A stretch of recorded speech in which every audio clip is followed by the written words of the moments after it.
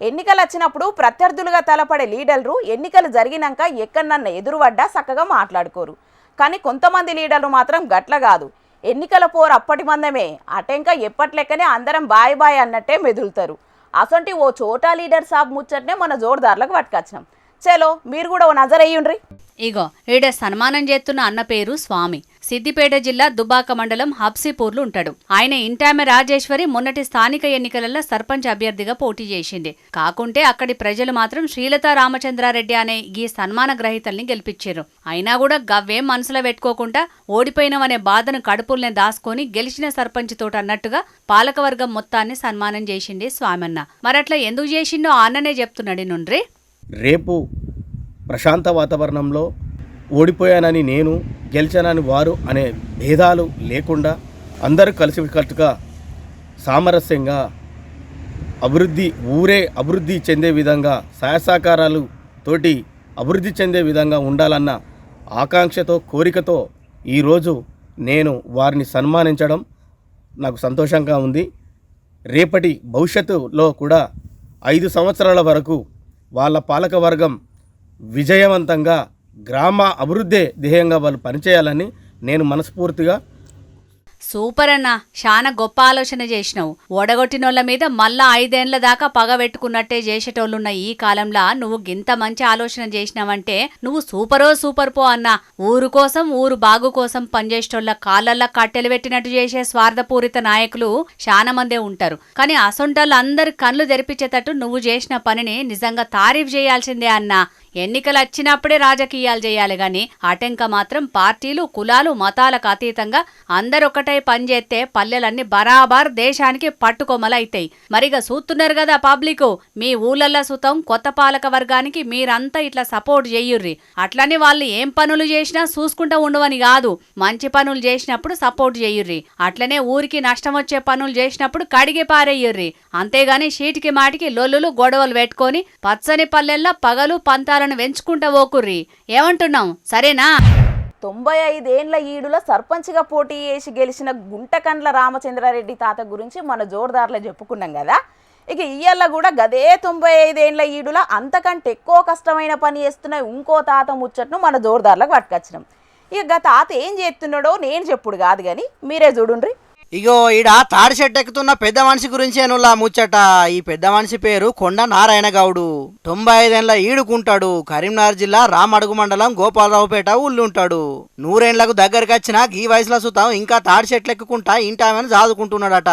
కొడుకులు బిడ్డలు బుకెడంత బువ్వ పెడితే దీన్ని ఏదో కృష్ణారామ అనుకుంటా కాలం వెళ్ళదీసే ఈడ్ల సుతం ఈయన చేస్తున్న ఈ కష్టమైన పనిని చూసి అందరూ పరేషాన్ అవుతున్నారు. మరి కాదానుల్లా వేరే ఏ పనైనా అలకానే వేయవచ్చు గాని ఆకాశం అంతా ఎత్తివెరిగే తాడి చెట్లు ఎక్కుడంటే మామూలు ముచ్చట కాదు. మంచి వయసు మీద ఉన్నోళ్లే తాడి చెట్లు ఎక్కేందుకు మస్తు తిప్పల పడతారు. అసొంటిది ఈ పెద్ద మనిషి మాత్రం నడవడానికి చేత గాని 95 ఏళ్ల ఈడులా తాడి చెట్లు ఎక్కుడంటే గొప్ప ముచ్చట్నే. మరి ఈ తాత పోసిన కళ్ళు దాయినాక ఈ అన్న ఏమంటున్నాడో ఇనుండ్రి.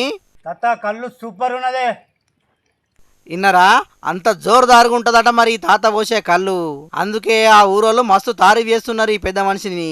గ్రామ నివాసి కొండ నారాయణ గౌడ్ గారు తన కుల వృత్తినే దైవంగా భావించి 90 సంవత్సరాల వయసులో కూడా వృత్తిని దైవంగా భావించి ఇప్పటికీ కొడుకుల మీద కానీ ఎవరి మీద ఆధారపడకుండా తనే సొంతంగా తన పనులు తాను చేసుకుంటూ తన భార్యను పోషించుకుంటూ తాళ్ళు ఎక్కుతున్న కొండ నారాయణ గౌడ్ గారికి ప్రత్యేక ధన్యవాదాలు. 100 ఏళ్లకు దగ్గరికి వచ్చినా ఇంకా కూడా ఆకాశంలో ఉన్న తాడి చెట్లు ఎక్కుతున్న ఈ తాతను చూసి అడి దిక్కున్న వాళ్ళంతా మస్తు సంబరపడతారట. మరి తాత ఏమంటాడో అరుచుకుందాం ఉండుండ్రి. తాత ఏం సంగతే? మా ముసలవా మేము కాలం గడుపుకుంటా ఉన్నాం. 2-4 తాళ్ళు ఎక్కుంటా బతుకుతున్నా. నేను తాళ్ళెక్కి బతుకుతున్నా.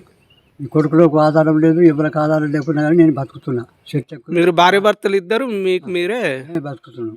సొంతం బతుకుతే ఏంటంటే కాళ్ళెక్క చల్లగా ఉండాలి, అటు పోతే మంచిగా ఉంటుందని చెప్పి, ఆరోగ్యంగా ఉంటుందని చెప్పి నేను ఉద్దేశంగా ఎక్కుంటున్నా. విన్నారు కదా, ఇప్పటికి సుతం ఎవ్వరి మీద ఆధారపడకుండా 4 చెట్లకి 10 రూపాయలు సంపాదించుకొని వాళ్ళ కాళ్ళ మీద వాళ్ళు బతుకుతున్నారట. ఈ తాత మాటలిని 30 ఏళ్ళు ముడ్డి కిందికి వచ్చిన పని పాట లేకుండా అవ్వయ్య సంపాదన మీద ఆధారపడి బతికేటోళ్ళు సిగ్గు తెచ్చుకొని కష్టపడి ఏదో ఒక పని చేసుడు సురువు అయ్యుండ్రు ఇప్పటికైనా. అంతేగాని పాస్ 1 లోడ్ సంపాదిస్తే బంగారు 1 లోడ్ తిన్నట్టు పెద్దలు సంపాదించిన ఆస్తిని రికాంగుకుండి తినుకుంటా ఆగం చేయకుండ్రి. ఏమంటున్నాం సరేనా? మా మతమే గొప్పది, మీ మతం అగ్బది. ఈ దునియా అంతా మా వల్లే ఉండాలి, మా మతమే గెలవాలి. నిత్యం దునియా అంతా ఎన్నో ఓ జాగల కొట్టుకు జత్తనే ఉంటారు కొందరు. మనుషులను విడదీసి మనిషిని మనిషిగా చూడని వాటి కోసం యుద్ధాలు ఎత్తున్నారు. మీరు వేరు మేము వేరు అని మనుషులను ఎడవాపుతుంటే మనిషి మానవత్వం ముంగట మతాల గోడలు చిన్నయని చూపెడుతున్నారు గిడ కొందరు అన్నలు. మానవత్వానికి మతాలు అడ్డం కాదని నిరూపణ ఎత్తున్నారు.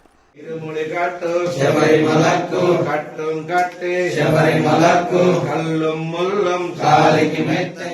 వారెవ్వా, ఇది గదనుల్లా మత సామరస్యం అంటే, ఇది గదా భిన్నత్వంలా ఏకత్వం అంటే.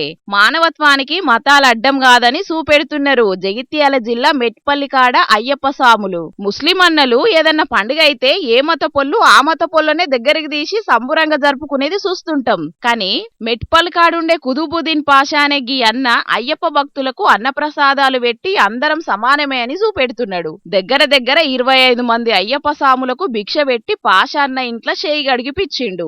భక్తిగా అయ్యప్పను దలుసుకొని పాషాన్న పెట్టిన పరమన్నాలతోని కడుపు నింపుకున్నారు అయ్యప్ప స్వాములు.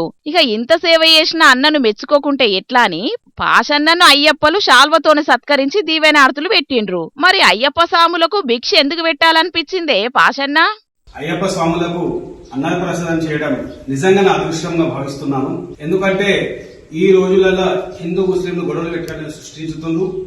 దానికి భిన్నంగా ఈ రోజు అయ్యప్ప స్వాములకు నేను అన్నప్రసాదం చేసి హిందూ ముస్లిం భాయ్ భాయ్ అని ఒక నిదానం ప్రజలకు తెలపాలని అన్నప్రసాదం చేయడం జరిగింది. సూపర్ అన్న, నీ ఆలోచనకు నీ ఆచరణకు హ్యాట్సాఫ్. దునియా మీద అందరు పబ్లిక్ నీ లెక్కనే అనుకుంటే గిన్ని కొట్లాటలు పంచాదులు ఉండనే ఉండేయి. జనాలు చూసిండ్రు కదా, గీల లెక్కనే కలిసిమెలిసి మత సామరస్యాన్ని కాపాడి బయటి దేశాలకు ఆదర్శంగా నిలబడాలి. ఏమంటున్నాం? ఇరుముడి కట్టు శబరిమలకు కట్టుం కట్టి శబరిమలకు కల్లుం ముల్లం కాలికి మెత్తై.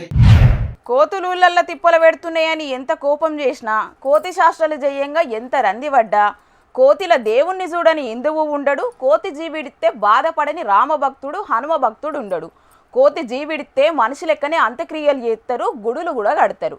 గీ ఊళ్ళనైతే అంతకు మించి అన్నట్టే చేసిండ్రుల్లా. ఇంతకేం చేసిండ్రంటే,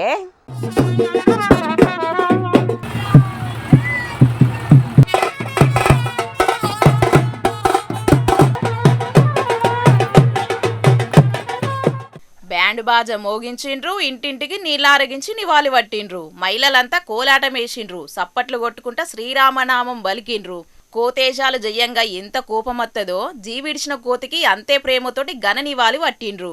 ఖమ్మం జిల్లా కూసుమంచి మండలం జిల్లా చెరువు గ్రామం 1వ వార్డులో జరిగిన ముచ్చటిది. తొలుత పానం మంచిగా లేక ఓ గోడ మీద కనబడ్డదట కోతి. వార్డు మెంబరు ఇంకొక ఆయన చూసి 3 దినాలు సపర్యలు చేసిండ్రట. డాక్టర్ను పిలిపించి వైద్యం కూడా చేయించిండ్రట. పండ్లు పాలు పెట్టి బతికిచ్చేటందుకు మస్తు తిప్పల పడ్డారు. కానీ బాకి లేదు కోతికి. ఆవుసుగూడి ఇయ్యల్లనే జీవిడిసింది. ముచ్చట సర్పంచ్కి చెప్తే ఇగో గిట్ల ఘనంగా జరిపించిండ్రు ఆఖరి కార్యం. కుర్చీలో కూసబెట్టి ట్రాక్టర్ల ఊరంతా ఊరేగించిండ్రు జీవిడిచిన కోతిని. ఇంటింటికి జలాభిషేకం చేసిండ్రు. ఊరోళ్ళంతా భక్తి కొద్దీ ఆడి పాడిండ్రు. కోలాటం శ్రీరామనామంతోటి మోత మోగింది ఊరంతా. ఊరు మొత్తం ఊరేగించినాక కడకు ఊరు రామాలయానికి కొద్ది దూరంలో చేసిండ్రు అంత్యక్రియలు. ఏమైనా కోతులతోటి ఊర్లల్లా మనుషులకు ఎంత తిప్పలున్నదో అడివిడిచిపెట్టి ఊర్ల పొంటి తిరిగే కోతులకు కూడా అంతే తిప్పలున్నదుల్లా. పొలాల పొంటి తిరుక్కుంటా మందు కొట్టిన పంట తినుక్కుంటా మందు కలిపిన నీళ్లు దాక్కుంటా పాన మీదికి తెచ్చుకుంటున్నాయి వానరాలు పాపం. మళ్ళా ఒకటా రెండా ఏడ చూసినా వానర సైన్యమే.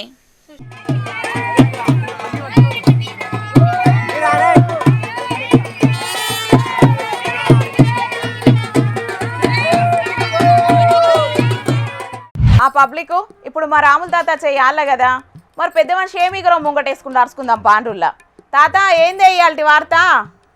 మనసు గతి జింతే మనిషి బ్రతుకింతే మనసున్న వాడికి సుఖము లేదింతే మనసు గతిజింతే మనిషి బ్రతుకింతే.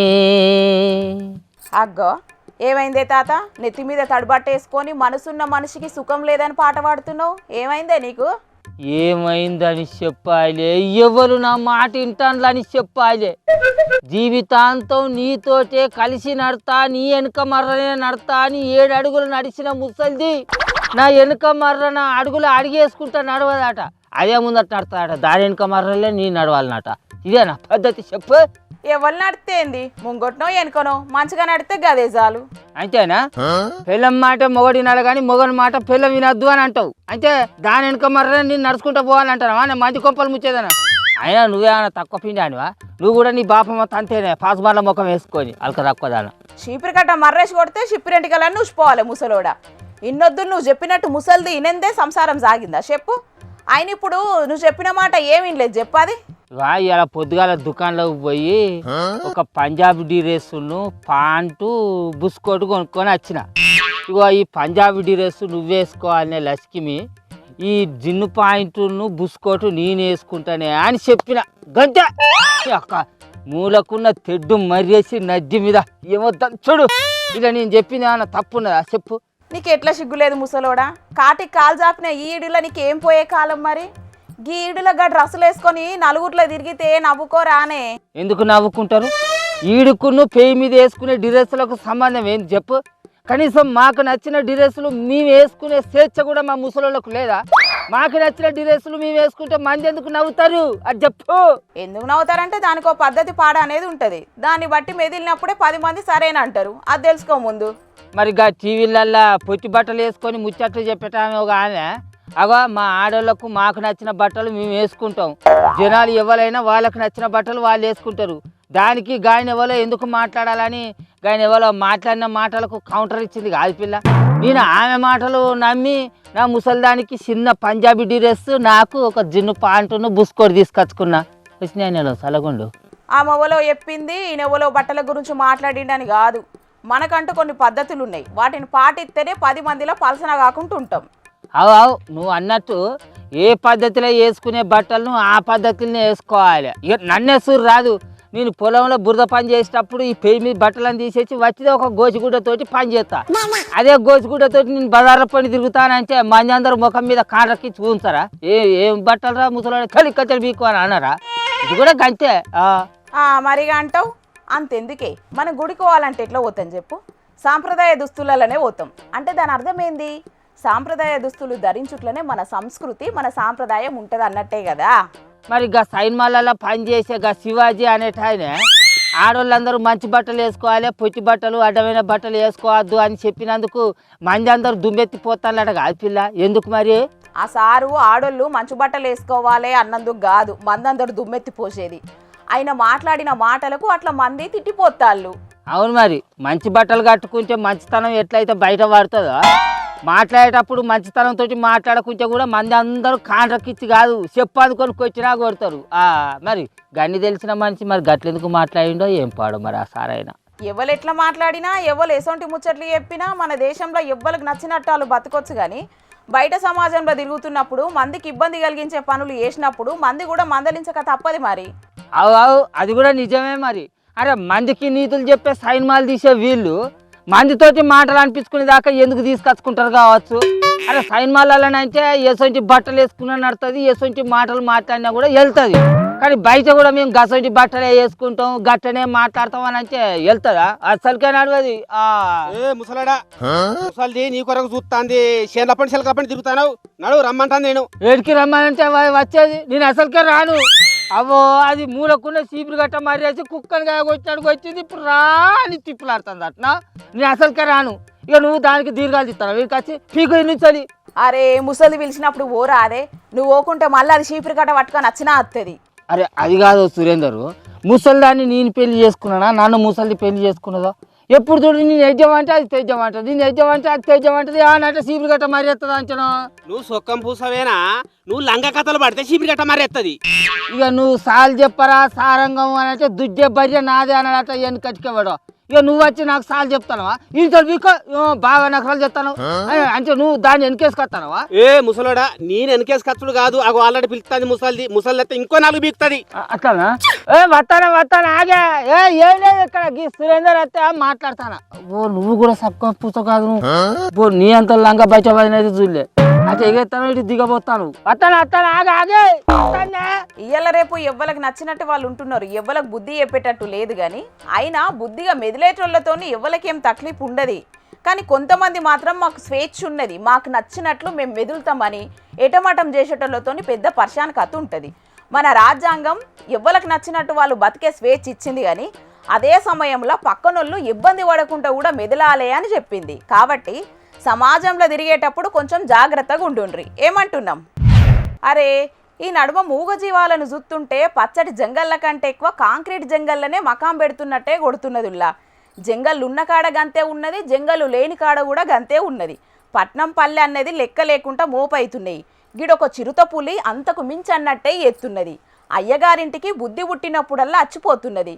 మరి అచ్చి ఏం చేస్తున్నది, ఏం కథ పూరా గడుచుకుందాం పాండ్రి. అయ్యో పాపం, పులికి ఏం దొరకనట్టే ఉన్నది కదా స్టఫ్. పాపం తప్పిపోయి తప్పు జాగలకు వచ్చింది కదా చిరుతపులి. శ్రీశైలం దిక్కు పాతాళ గంగా మెట్ల తోవలున్న సత్యనారాయణ అనే అయ్యగారింటికి అత్తారింటికి కొత్తాలుడొచ్చినట్టే వచ్చి పోతున్నది. పోయినేడు కూడా గిదే టైంకు అయ్యగారింట్లో కళ్ళ తిరిగిపోయిందట చిరుతపులి. ఇగియాల మబ్బుగాల అయ్యగారింటికి సూచిపోయేటందుకు వచ్చింది. ఇక ఆడున్న బుడ్డ కెమెరాలల్లా చిరుతపులుల రాకట పోకట అన్ని రికార్డైనాయి. మరి అప్పుడొచ్చింది ఇప్పుడొచ్చింది రెండు ఒకటేనా, లేకుంటే రెండు అన్నదమ్ములా? అది కూడా మళ్ళా ఏడాదికే ఎందుకొచ్చిందనేది ఫారెస్టోళ్ళు ఎంకులాడే పండ్ల పడ్డారు. కానీ గీ ముచ్చట దున్యా కండ్లల్లో పడేటాలకు అయ్యగారింట్ల మహిమలున్నాయనుకుంటా కొందరు, పులుల కోసం అయ్యగారు ఏదో దాచిపెట్టిందనుకుంటా ఇంకొందరు అనుకోవట్టిండ్రు. మరి ఇయాల రేపు మనుషులకు జాతకాలు పూజలు పునస్కారాల మీద పాయరం పెరిగినట్టే పులులకు పాయరం ఎక్కువై అయ్యగారింటికి వచ్చినాయి కావచ్చని అనుకోబట్టిండ్రు సోషల్ మీడియాల రికామున్న కామన్ పబ్లిక్. ఇక ఇదిట్లుంటే కర్నూలు జిల్లా కోసిగి మండలం గౌడుగల్లు కాడ పులులకే సుక్కలు చూపెట్టిండ్రు ఊరోళ్ళు. చిరుత కపుల్స్ గౌడుగల్లి కాడికి వెకేషన్ కి వస్తే వద్దన్నట్టే ఊర్లకెళ్ళి ఎలగొట్టిండ్రు ఊరోళ్ళు. కీకలేసుకుంటా టార్చ్ లైట్ ఎలుగులతోటి రెండు చిరుతలు అడవిలకు పోయేటట్టు చేసిండ్రు. 3 రోజులకెంచి ఇటీతే తిరుగుతున్నాయట ఈ పులులు. కంటి మీద కునుకు లేకుండా చేస్తున్నాయట. ఇక ఇట్లయితే కలవదని ఊరోళ్ళంతా కథన రంగంలోకి దిగి టార్చ్ లైట్లతోటి పులుల మీద యుద్ధానికి దిగిండ్రు. ఎట్టకేలకు ఊరవతల చిన్న గుండు మీద 2 పులులు టైంపాస్ చేస్తుంటే లైట్లు కొట్టుకుంటా గుబులు పట్టించిండ్రు. వీళ్ళంతా స్కెచ్ మీదనే వచ్చినట్టున్నారని ఎన్కొక మర్రి చూడకుండా వచ్చిన తొవ్వలనే నిమ్మలంగా జారుకున్నాయి. దీంతోని ఊరోళ్ళు కూడా నిమ్మలమైండ్రు. ఇంత రెడ్ హ్యాండెడ్ గా చిరుతలు దొరికినా ఫారెస్టోళ్లు పట్టించుకున్న పాపాన ఓతలేరని మస్తు గరమైతున్నారు గౌడుగల్లు చుట్టుముట్టు జనాలు.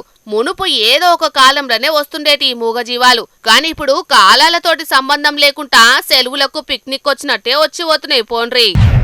ఇక తెచ్చిన వార్తలన్నీ అయిపోయినాయి.